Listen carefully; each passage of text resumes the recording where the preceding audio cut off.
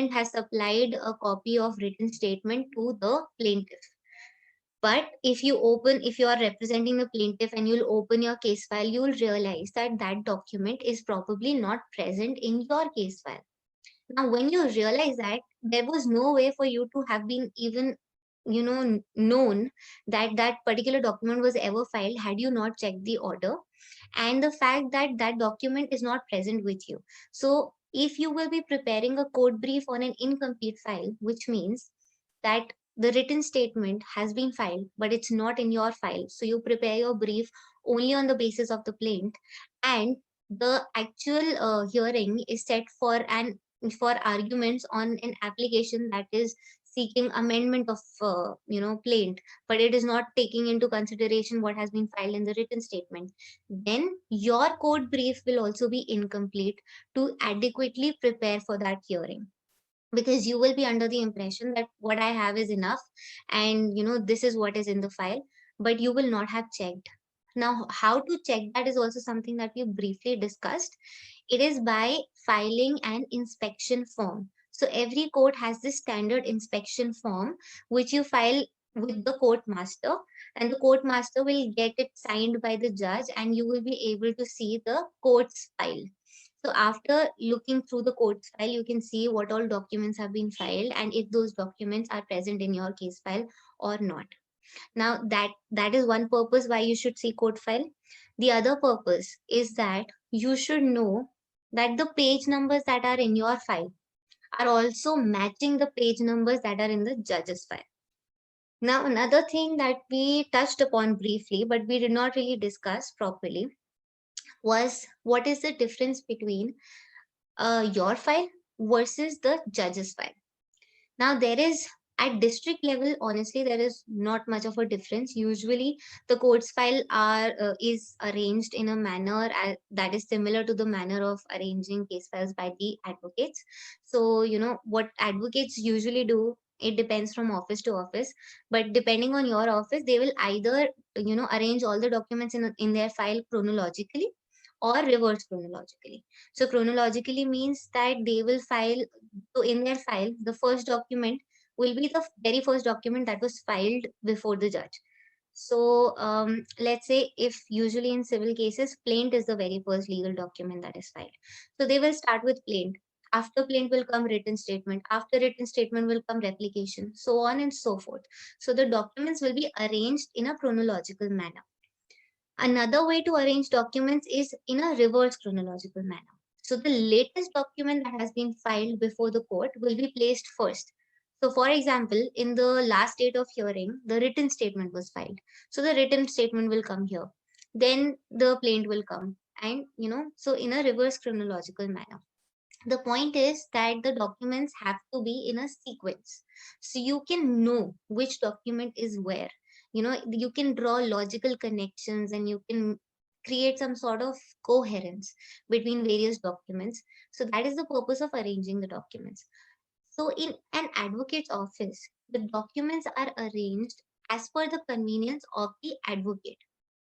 And in a judge's chamber in the court, the documents are arranged as per the convenience of the judge. At district court, there is not very high level of maintenance or arrangement of documents, but at high court, and especially Delhi High Court, the files are arranged, as per separate folders. There are separate folders within the file. So there will be one folder for pleadings. So let's say it's a civil case. So one folder will contain the plaint, it will contain the written statement, it will contain replication, rejoinder, and then there will be another folder that will be specifically for applications. So all the interlocutory applications will be in that folder. Then there will be another folder for orders, all the orders that have been passed in this case, even the judgment that has been passed by the lower courts in that particular case, that will also be managed in that particular folder. So they maintain different folders for different kinds of documents. That is for the convenience of the judge. And in Delhi High Court, it is, it is mandatory, it is a rule that before final arguments, you must ensure that your page numbers match the judge's file's page numbers. So for example, in my file, if there is a plaint and the plaint is running till 20 pages, then my written statement will also start from 1, 2, 3, 4, 5. If the written statement is of 22 pages, then the page numbering will be 1, 2, 3, 4, 5 for written statement also, and 1, 2, 3, 4, 5 for plaint also.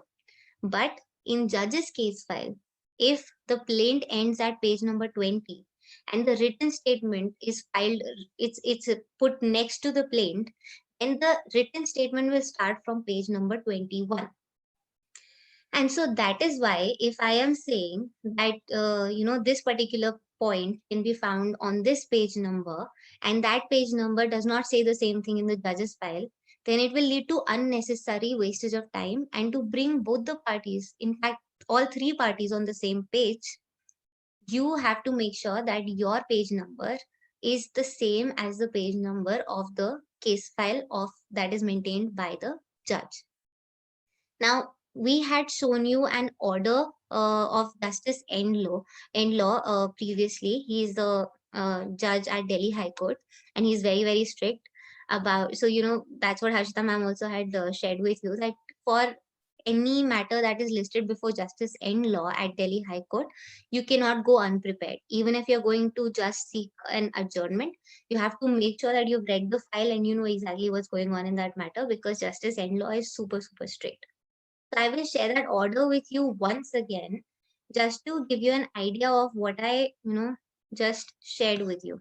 So if you can see my screen, please write yes in the chat box.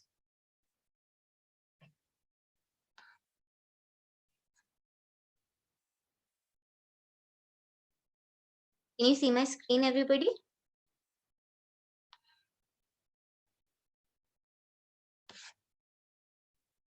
Okay, Kavish has a question. Kavish, I'll just take your question. Okay, everybody else is saying yes. Okay, thank you, everyone. So today, since it's just me, I will need more interaction from you all, for these logistical things. Thank you. Thank you, Durgashri. Okay, so this was the order that we had shared with you very briefly in one of the sessions previously. So in this order, Justice Enlaw has stated, in furtherance of the order dated 23rd January 2020, affidavits are stated to have been filed by so-and-so, and the counsel for the plaintiffs, though states that no response is required to be filed thereto, but neither of the counsels know the relevant page numbers for arguments to be heard expeditiously. And counsel for the plaintiff is arguing only with reference to the dates of filing of the documents, and in which finding the relevant pages in court file is taking time.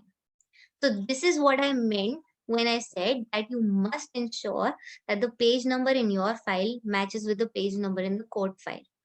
So the counsels are requested to inspect the court file so that the matter can be heard quickly. So this was the order that was passed, and nothing happened that day because the page numbers did not match. So you have to be very careful about that.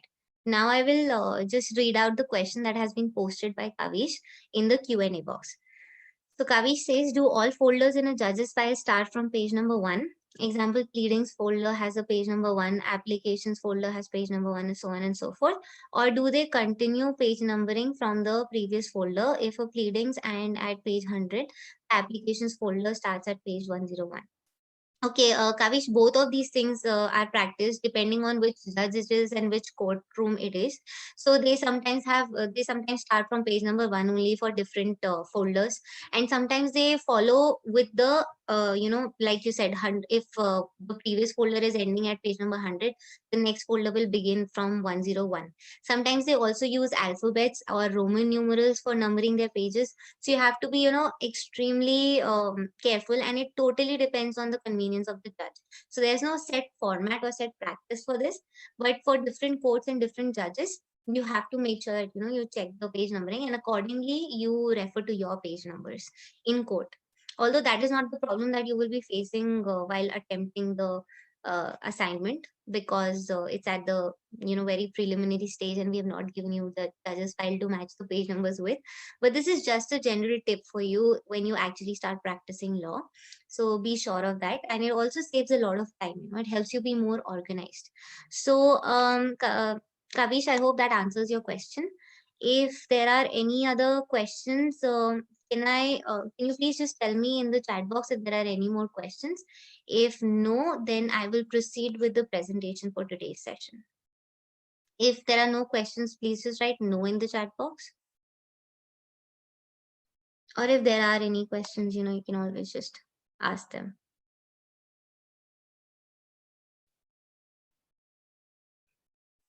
I'm waiting. Okay, Sagarika says no. Karthik says no. Perfect. So we will now proceed to today's main topics, which are paraphrasing and importance of annexures. Now, I hope you can see my screen, everybody. So paraphrasing. What do you think, paraphrasing is? You summarize something, you paraphrase something. I have already written that, it's a way to say the same thing in different words. But what is the one major thing that you should be very, very careful with while paraphrasing? Also while summarizing, but you don't really have to worry too much about summarizing, because that's mostly, you're just condensing something in your own words, and you can also share your opinions while you're summarizing something. But when you're paraphrasing something, there's one particular thing that you have to be very, very careful about. So if you could just write in the chat box what you think that particular thing is, or what do you think, paraphrasing means. Sagarika says to depict the same meaning even when you change the language of a sentence. Sagarika, that's completely on point. I am glad that you put it so nicely. It's exactly this. The one thing that you have to be very, very careful about is that you do not change the meaning of the sentence when you're paraphrasing. So everything that you're doing while making your code briefs, you are essentially making sure that all the important points of the case file are present in your code brief, while at the same time your code brief is not as long as your pages in the case file are. They're not 100 pages long, and they're not repetitive, and everything that you need is in one place to secure an effective hearing. But while doing that, if you change the meaning of what was said in the file, then that will act against you. That will mean you have not understood the file enough, and that will also not help you secure an effective hearing. That will not help your senior. So you have to be very sure that when you're paraphrasing a sentence, then you are not changing the meaning of the particular phrase that you're paraphrasing. So paraphrasing is a way to say the same thing in different words. Now, today's agenda. There are these 4 particular things that we will be talking about today. The first will be introduction to paraphrasing. So like we just talked a little bit about what paraphrasing is, we will be talking more about it. Then the importance of using the correct word. So terminology again is very important in the legal world. Which term you use, which term means what. We have proper statutes telling us what term means what, and then there are legal interpretations also for that. So we have to be very, very careful with what word we are using. Then we will talk about when not to paraphrase. So, it's not always mandatory to paraphrase every single thing that you find in the file. You have to apply your mind and also make sure that you are aware of certain situations where you do not need to paraphrase, where the particular paragraph needs to be reproduced verbatim in your code brief. So how to do that is also something we will be discussing today, and then I will be checking in on you guys with the assignment, what's the progress and how you've understood the problem statement. So there are some things that you should follow before you paraphrase. Now, before paraphrasing, the number one thing that you must be doing is that you should read very, very carefully what's written. It's very easy to read something once and say, okay, yeah, I've understood what it means. But especially in case files, when you don't know a lot of law, you have to read something multiple times to be able to understand what's exactly the intention behind that sentence. And also, like we talked in our previous session, that when you're reading something, you have to read it actively. You don't have to read it passively. Just like a story, you cannot read it like a storybook. You have to be very active while reading it. You have to apply your mind, you have to question everything, and you have to repeatedly read it to understand how you basically interpret it and if your interpretation is correct or not. Like Kavish just said, and like what I also do when I am making my code briefs, I will read the entire file first to understand what the subject matter is, what the case is all about. Then I will go back and I'll do my research on the law, on what different case laws have, held in that in those kinds of cases, on what the legal provision says, and with all the research and everything else that I've done to understand it better, I'll come back to read my file again to make sure that I've understood it properly. And only then I will start thinking about, okay, paraphrasing and how to paraphrase, what's important, what's not important. But the very first agenda should be to understand what the case is all about. Now, of course, if you have 5 6 years experience before you, then you will be able to make connections between different kinds of cases and say, okay, yeah, this is similar to the kind of case that I dealt with earlier. So you'll be able to make your brief while you are reading your case file. Like Harshita ma'am discussed with you in the last session, that she usually, to save time, she just makes her brief while she's reading the file. But that's because she's already read so many files and she's already dealt with so many kinds of cases.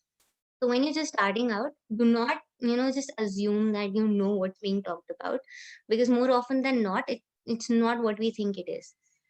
So read very carefully. Now, the second thing that you must be very careful about before paraphrasing is identify the important points. Now, a lot of you may have these questions. I had these questions when I started my practice and when I started reading case files. And I'm sure some of you have expressed yourselves, some of you have not. But this one particular question about how to understand what is relevant and what is not in a case file, what makes sense, what should be in your code brief and what should not be in your code brief, is something that requires a lot of experience. It requires a lot of practice. It requires a lot of understanding of the subject matter that you're dealing with. But to do something about it, I'll just share with you what I do, and then you can try doing that. Or this is not the only approach, this is not the right approach. I am just sharing what worked for me, what helped me, and something that you could also try when you have not dealt with that particular kind of case before. When you're reading something for the first time and that case and the subject matter is like foreign to you, then the very first thing that you should do before anything else is go through the legal provision. What does the statute say? What has been the interpretation of that statute? What has been the commentary on that statute is something that comes later. But first, read the legal provision in the PAIR Act. Now, for example, I'll give you an example of a case. Let's say there's a check bounce case. Now, check bounce cases are dealt with by this statute called Negotiable Instruments Act. So there is a particular section which is very, very specific, and that is how your complaints should be drafted and filed. So the section is section 138 of Negotiable Instruments Act. Now, the section has some particular ingredients, which are the conditions that must be fulfilled before you approach the court for a check bounce case. Now, the very first condition or the very first thing that the statute states is that a check should have been drawn in favor of, somebody else, the drawee, for the payment of a liability or a debt, which is a legally enforceable debt. Now, to understand what legally enforceable debt means, I will first do my research on that particular term. I will see how courts have interpreted it, what exactly it means. Now, just for your reference, I'll tell you what legally enforceable debt means. For example, I lent, say, 10,000 rupees to a friend of mine 4 years ago, and that friend did not pay me back. And today, suddenly I remember, okay, yeah, I had lent 10,000 rupees to this person and that person has not paid me back still. So I will now go to the court and say that, I am legally entitled to receive my money back with interest. And the court, if I approach court like that, the court will just shut the doors in my face and say, go back and keep sleeping. Because according to the Limitation Act, if you're filing a suit for recovery, which is, a money suit, which is for recovery of certain amount of money for whatever reason, then you have to approach the court within 3 years from the date you lost that money. So the cause of action, the day the cause of action accrued to you, is the day that the limitation period began. And within 3 years from that date, I had to approach the court. If I didn't, then I am not legally entitled to recover my money. And hence, this debt is not legally enforceable anymore. So, I will understand that when I'm reading the provision, section 138 of Negotiable Instruments Act, I will see, okay, yeah, so a check has to be drawn in favor of somebody, which is for the amount that is legally a liability, that is a legally enforceable debt. And then I will go on to the next clause. The next clause then talks about how, if the check has been dishonored, then you will receive a check return memo from the bank. So there will be a date written on the check return memo, and from within 1 month from that date on the check return memo, you have to serve a legal notice to the defaulter saying that I have this check. This check has returned, without being paid for so and so reason, whether it was insufficient funds or stop payment. You have to mention the reason, and you have 15 days to make sure that I get my money. And even after 15 days, if the defaulter does not make good, does not pay you, then you have the right to approach the court. So, all of these things have to be read in conjunction with each other, and you have to make sure that all of these things are present in the complaint, because the judge will definitely ask you, what is the date of the check return memo? Did you send a legal notice? What is the date on the legal notice? Okay, what was the reply? When was the reply to the legal notice filed? And things like that. So you will automatically figure out what to look for in the complaint, and then what is relevant and what is not relevant will also become clear to you. So read the law, read the legal provision, read the case laws which have interpreted certain important terms in those provisions, and then identify what is relevant and what is not. There will be some misses, there will be trial and error initially. It is not at all even humanly possible or expected from you to understand exactly all the nuances of the case, to figure out every important point, but this will actually at the very least put you in the right direction to understanding the case better. So try practicing that. That will help you identify. So the first thing you have to do before paraphrasing is read very carefully, and then you have to identify what is relevant and what is not. Once you've identified what is relevant and what is not, you organize all the important points in a sequential manner. So first this happened, then this happened, then this happened, and this is how the conditions are satisfied, and this is how then finally we approach the court and we are here. So depending on the purpose of the hearing, you organize all the important points. It's always preferable to do it in a chronological manner, and that's why we say that you should prepare a list of dates and events. So that was something that you had to do before you start paraphrasing. Now, these are the things that you must do while you're paraphrasing. Now, some things, again, like we just discussed, so you have to figure out a way to shorten the sentence, to make sure that you're using, simpler words or simpler language, but at the same time, you're not changing the meaning of the sentence. So these are some tips that you can use to do that. First, use active voice. Now, for example, let's take a very simple example. If I say that the boy was chased through the streets by a bunch of bullies. Okay, so this is the sentence. The boy was chased through the streets by a bunch of bullies. If I have to use active voice instead of, and this is a sentence in passive voice, then I will just say that the bullies ran after or chased the boy. Then that sentence, the meaning does not change. you have also shortened it, and it is also easier to understand. So, use active voice. If I say, for example, Mr. A has, no, this check was drawn by Mr. A in favor of Mr. B. Then instead of writing that in passive voice, you can just, repeat that in your code brief by writing that check issued, no, check was in the name, Mr. A issued check so and so for Mr. B. So that will then become your active voice, and it will also make it easier to understand. Next, you can use abbreviations. Now, abbreviations does not mean that, everything has to be abbreviated, but certain things. For example, if you have seen the supplementary videos of me and Harshita ma'am preparing our briefs, so, and also the sample briefs that we have provided you, what we do is instead of plaintiff, we'll just write P.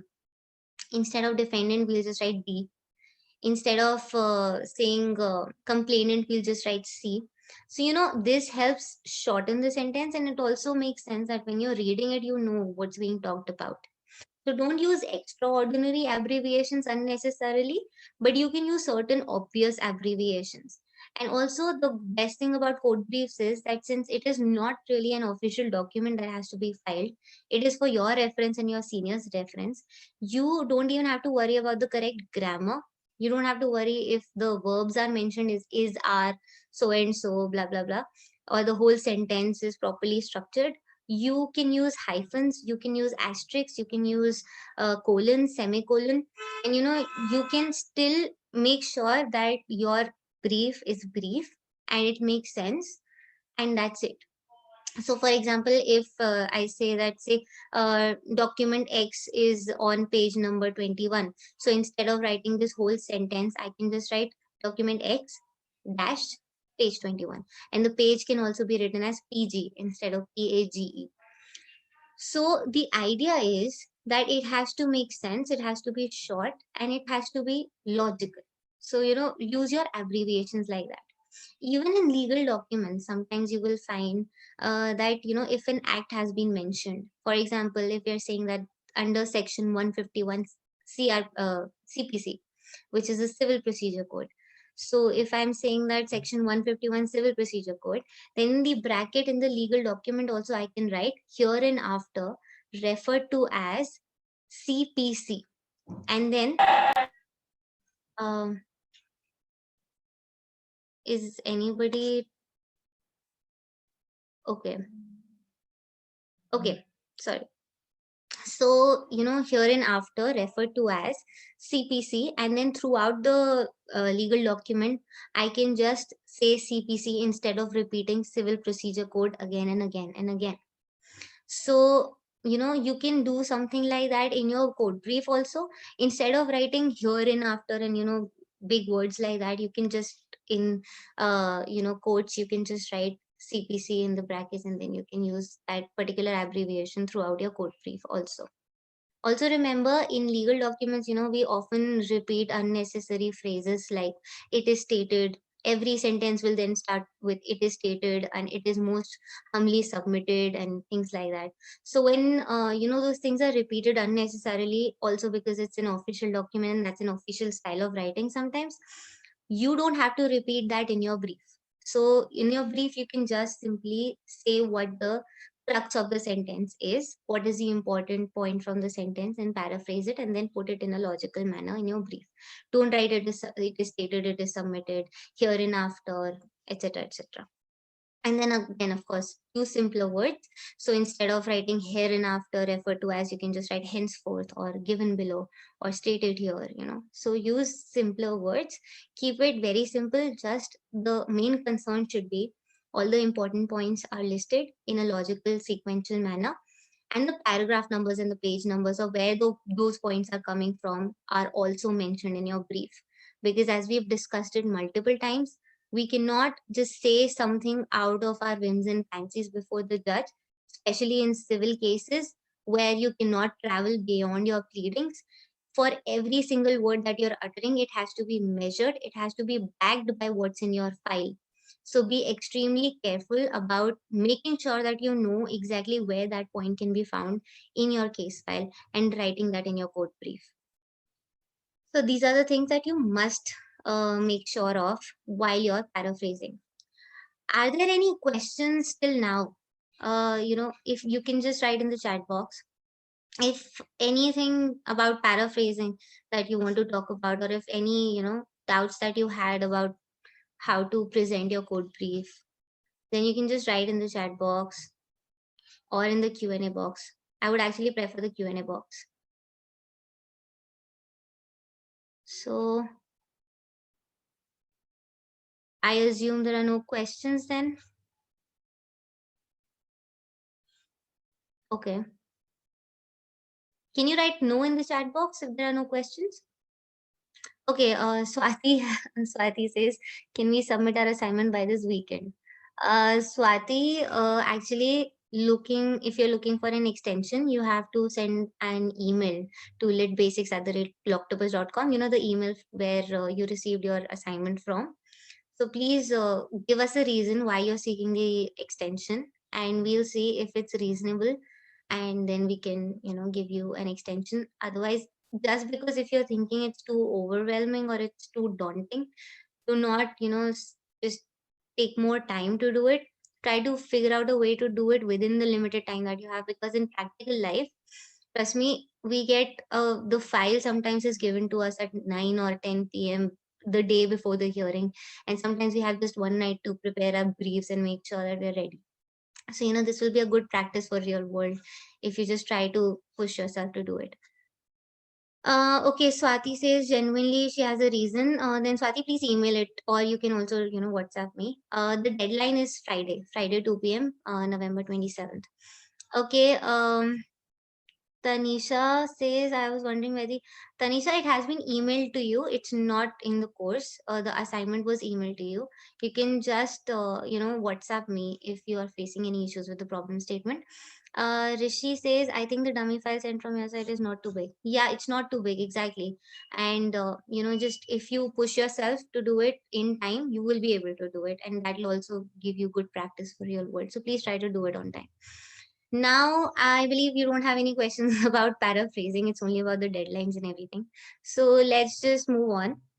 After paraphrasing, now we've discussed what you have to do before paraphrasing, what you have to do while paraphrasing. Now, after paraphrasing is also something that, these things that you must be careful about. First, you make sure that you've restated what has been said in that particular sentence in the file. So restate it in your own words after paraphrasing and everything, but the intention is that the meaning has not changed. So you make sure that the meaning has not changed and that you've actually only restated what is being said in the case file.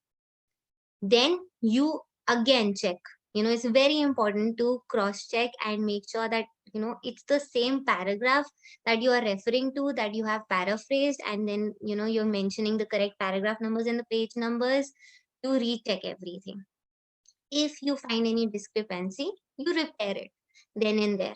So even after you're done with paraphrasing and also making your code briefs, set aside some time when you're reflecting on it, when you're revising it, when you're making sure no mistakes have been made, and that you from your end are putting your best foot forward. You are making sure that all the important points are there, they have been paraphrased correctly, they have the page numbers and paragraph numbers are not misplaced, and you have also made any required changes that you found were missing or wrong. Then you make those changes also. So please set aside some time to do that. Sometimes while we are doing it, while we are too zoomed in on it, we don't see these apparent errors which we would have seen after zooming out and then reflecting on what we've done. So set aside some time for this. Now, use the correct word. Now, using the correct terminology is extremely, extremely important. As the joke says, counselor, kindly refer to it as murder, not thinning out the herd. So during the arguments also, while presenting our case also, we, lawyers have this tendency to, sometimes exaggerate something, use idioms, use metaphors, use anything but the exact term, especially if you're on the defending side. So when we're talking about criminal cases and we are saying that an offense has been committed, if we are from the prosecution side, we will say this offense has been committed. But if we are on the defendant side, we'll always maintain that it has been alleged to have been committed. So, to make sure that you're using the correct term, because even in your reply, if you say offense, then that can also be deemed to be understood as you've admitted to it. You've accepted it has been committed. So you be very, very careful about those particular terms in your, drafting also, and while you're saying anything before the judge also, and in your court brief also. So the defendant will always say that this crime has been alleged to have happened. I am not saying that it has happened. I'm saying that the opposite party, the prosecution, is saying that it has happened. So, it's hearsay. It hasn't been proven yet. So the term alleged then becomes very important. Similarly, if you're saying that there has been a breach of contract, and don't just mince your words, or in your court brief just write that Mr. A did not follow the contract, or Mr. A did not really do as was told under the contract, because then that gives room for the opposite side and for the judge also to interpret it differently. So you use the correct term. You say breach. There has been a breach. And similarly in murder, especially if I have to take the example of murder, there are certain ingredients in the IPC. When you read section 302 and then section 304 of of IPC, you will see that there are certain ingredients that have to be proven properly, and there are two particular things that have to be taken care of very, very closely, very deeply. That is that for any offense to have been committed, there has to be not only the actus reus, which is the act of committing that offense, but also mens rea. Mens rea is the intention, the malified intention. So, especially if you are saying, even if you're talking about a crime, say cheating, section 420 of IPC, then we will say that this person not only cheated me, but there was an intention, there was a malified intention on this person's part to cheat me. So if this person has taken away my money, or not followed the contract, or has breached the contract, then that has been cheating, because this person had the intention. So you use the term malified intention or mens rea in your code brief also, to make it very, very clear that these ingredients are being fulfilled in this particular situation, and that is why this person is guilty of this. So use the correct word. I cannot emphasize this enough. Do not change the meaning when you're paraphrasing. Use specific legal terms where required, and use abbreviations to keep it brief. So instead of Indian Penal Code, you can say IPC. Instead of writing under section pura ka pura, what we do is we write U, and then we'll write hyphen, and then we write S. So U hyphen S will mean under section. U hyphen S, U hyphen R will mean under rule, and then we write the rule number or the section number. So these are little abbreviations that we use to make sure that our brief remains brief, and it also makes sense to other people who are reading it. So if you think you're using certain abbreviations that do not really are not very obvious, then you can just put an asterisk there, and at the bottom of the page you put the asterisk, and you write the full form of that particular abbreviation that you're using. Another thing, please make sure that you're not using footnotes or endnotes. This is not a research paper. This is not even a proper document that has to be filed before the court. So do not use endnotes, footnotes, and unnecessarily lengthen your brief. Keep it short, keep it very, very concise, to the point. The next very, very important thing. Now we've learned everything about paraphrasing, what to do, what not to do. Now, when not to paraphrase. For example, if in a given situation, if in a given case file, a particular contract has been mentioned. Say Mr.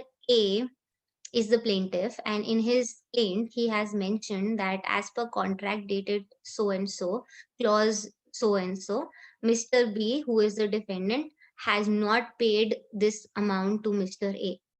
So if I'm referring to that clause in that particular contract in my document, then if the judge asks me tomorrow during the hearing, okay, what does this clause say?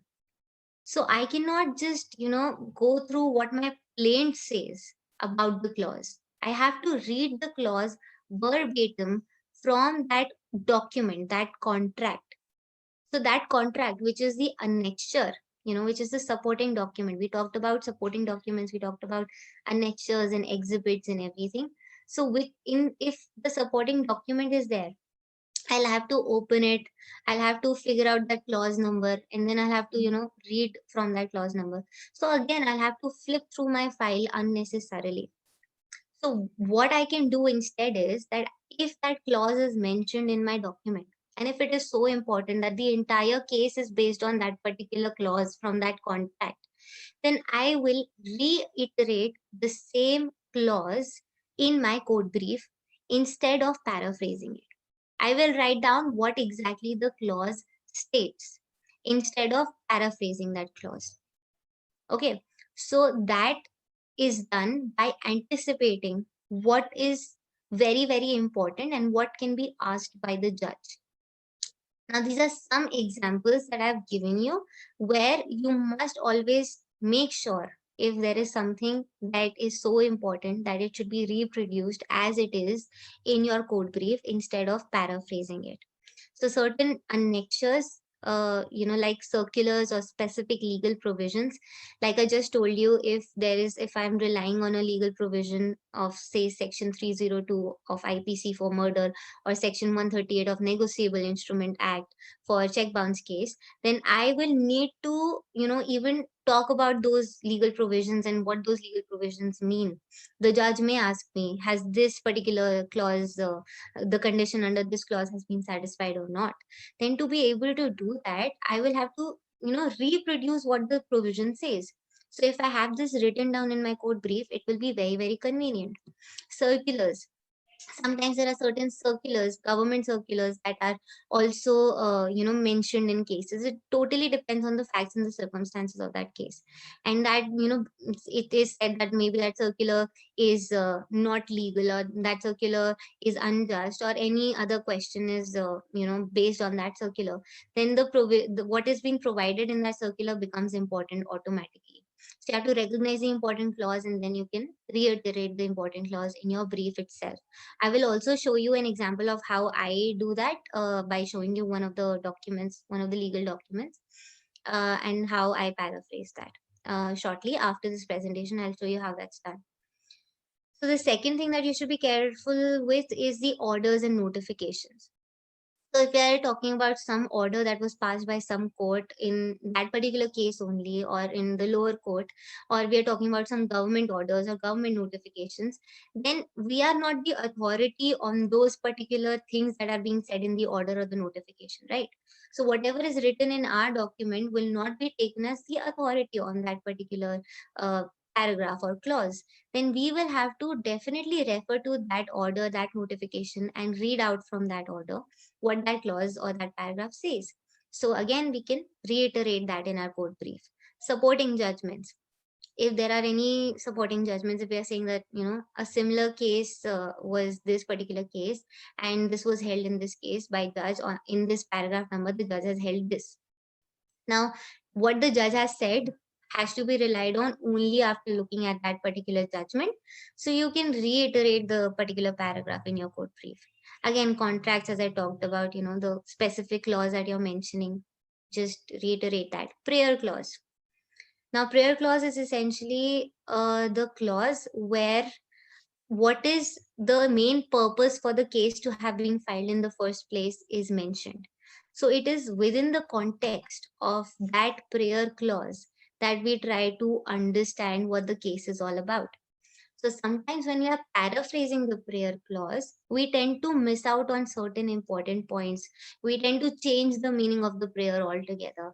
For example, if it's written in the prayer clause that we are seeking declaration that what the defendant has done is illegal or unjust, or we are seeking declaration that we have the right to sue this person, then and then direction. for this person to do this or refrain from doing this.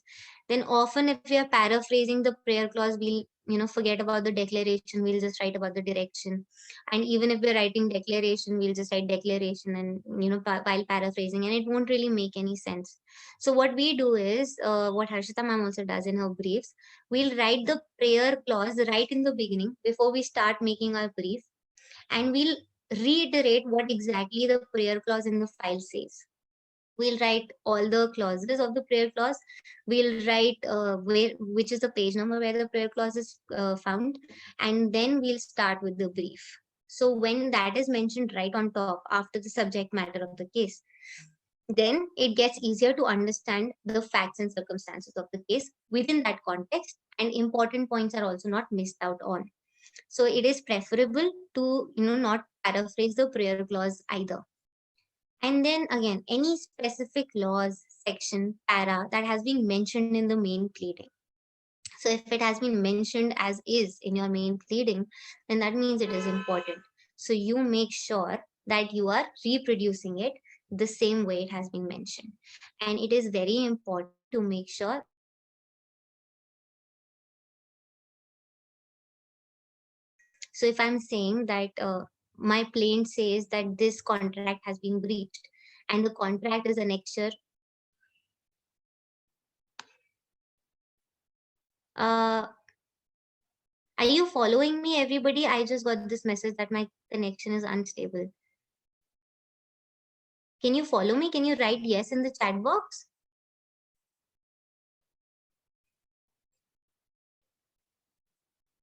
Okay.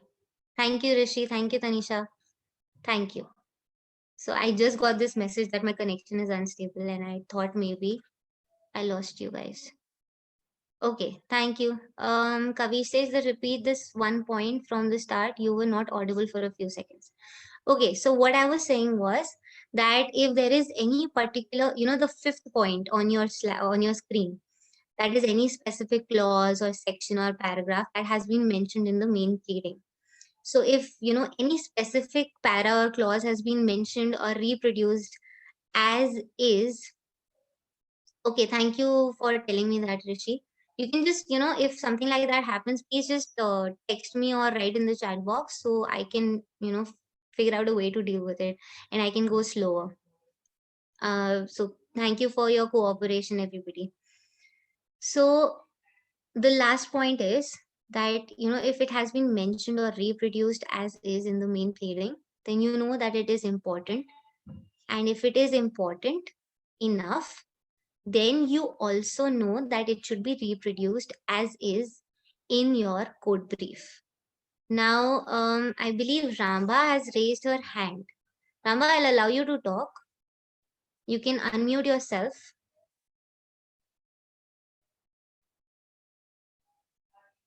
You can unmute yourself and you can talk to me.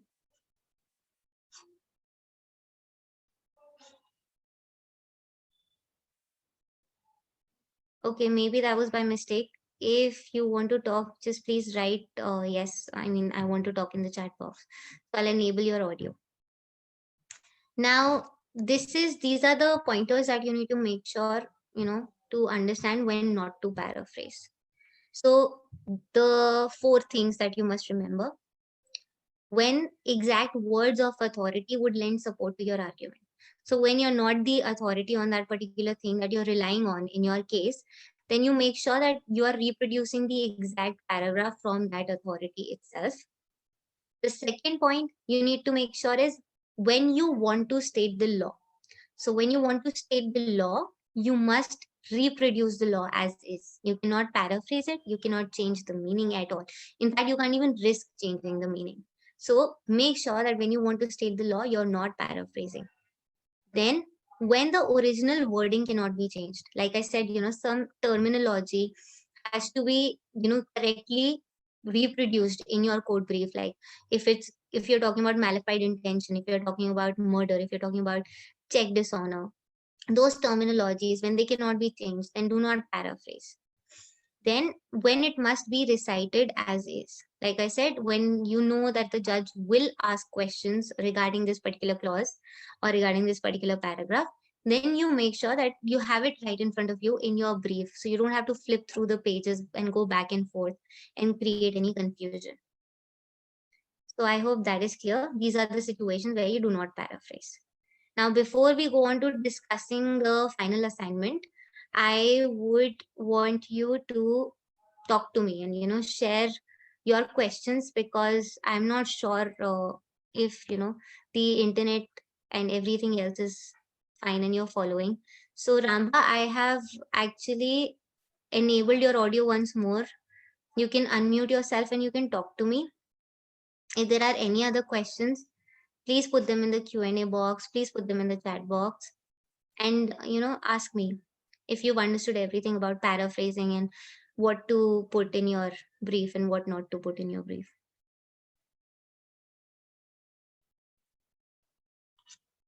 Ramba, are you there? Okay. Any other questions, Rishi, Anusha, Safa? Okay, Rishi, I'm allowing you to talk. Rishi, you can unmute yourself. Hello, good evening, ma'am. Good evening, Rishi. How are you? All well, ma'am. So, Yes. ma'am, basically, what I want to ask is, as I've prepared starting the today. Mm-hmm. So, I want to ask that will you check it once that we are approaching a right way or not? I'm not asking that to tell what to do, but to check once that we are going in a right path or not. Rishi, like we've talked about since the beginning, this is really not about your grades or your certificate. We Right. want This you is all to, about learning. yes. So to be able to do that, if we tell you abhi say that, aise approach nahi वैसे करना चाहिए, then it will not Right. only confuse you more, but then you will not learn how to do it on your own, Okay, at that's all. not an issue. That's fine. So we won't be doing that. We will only be evaluating once the deadline is over, and then we'll have a feedback session where Okay. we will be talking about the common mistakes that everybody made, and how you can improve upon your brief, and you can improve your grades. If you receive a red, you will get another chance to do your assignment again and improve your grades and get your certificate. Okay, and another thing is Mm-hmm. after submitting the brief on 27th, Mm-hmm. by which date we'll get the results as your feedback. So after you submit your brief by 2 p.m. on 27th, by 28th night, you will get your results. We will share the Excel sheet with you, which will have your codes. Okay, With that's fine. we give you color codes, as I mentioned in the email also. Right, right. Right. So any Okay. other question regarding the topics we discussed today, Rishi? Paraphrasing and And no, as far as today discussion is concerned, it's all clear. yep. But the as we have gone through whole the modules, it helps us a lot at Mm-hmm. as like nobody taught us to how to make code brief in a way Mm-hmm. the way you and Harshita ma'am taught us. So it's really helpful for us. Thank you so much, Rishi. That means a lot. I'm just looking forward to your brief, and let's see Right. how we can. So thank you, Rishi. Okay, thank Uh, you. thank you. Any other question? Anybody? So if you don't have any other question, I would like to show you how you don't paraphrase things in your brief if that particular thing has been reproduced in your main pleading. So if you want me to proceed, can you just write yes in the chat box?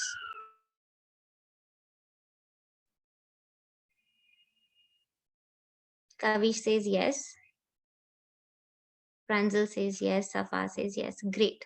Great, everybody. I also have a little activity planned for you guys after I show you this.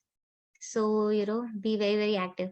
Ramba says yes. Ramba, can you also write in the chat box if you want to talk, because you've been raising your hand and I don't know if you have done that by mistake. So please write that also in the chat box.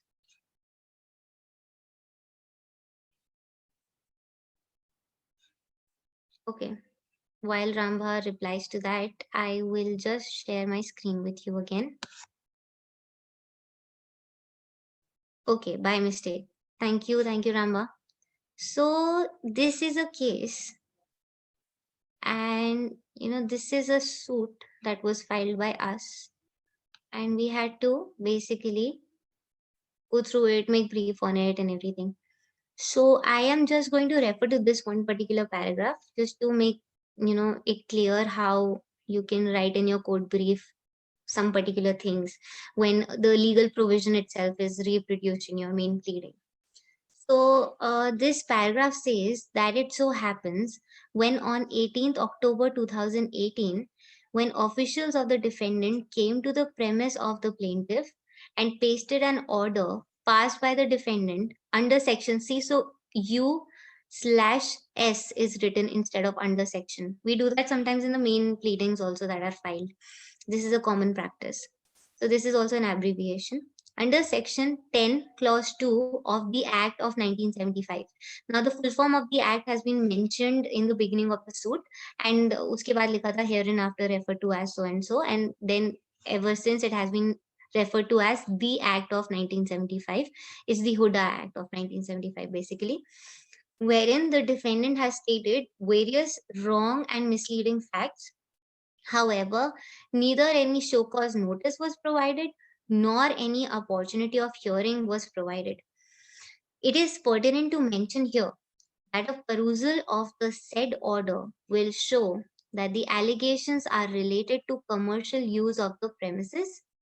It is also pertinent to mention here that the said order states about violation of section 3B of the Act of 1975. Now, section 3 of the Act is reproduced as here under. 3B then is reproduced as is. Not a single word has been paraphrased, not a single word has been changed in the legal provision. It has been reproduced as is in the main pleading.